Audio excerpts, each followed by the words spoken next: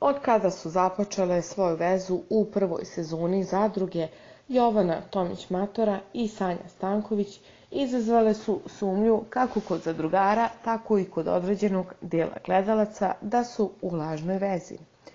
Ukućani koji su ulazili u sukobe sa njima često su u svađama navodili da je Sanja heteroseksualna, te da je sa Matorom samo iz neke koristi i da lažira da je voli kao partnerku. Jovanu je to uvek pogađalo, pa je često ulazila u još veće konflikte sa onima koji su to govorili javno. Jutro se, nakon žestokih svađa koje je imala sa Stankovićevom, poveravala Ljubi Pantović, Mini Vrbaški i Suzani Perović ispred sobe za izolaciju.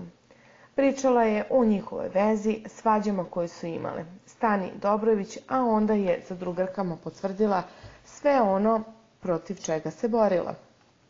Sada ću da ti kažem nešto što nisam htela. Mina je u tom svetu bila i to zna. Ja stvarno volim muškarce i žene podjednako. Mogu da budem u vezi i sa muškarcem i sa ženom. Sanja ne može. Ja sam joj prva žena, sa kom je bila nesigurna.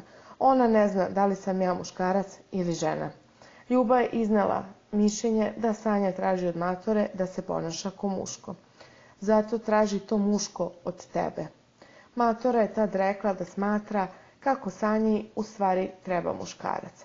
Njoj definitivno treba muškarac. Na stranu sve, veruj mi, ja mogu da zamislim svoj život sa ženom, ona ne.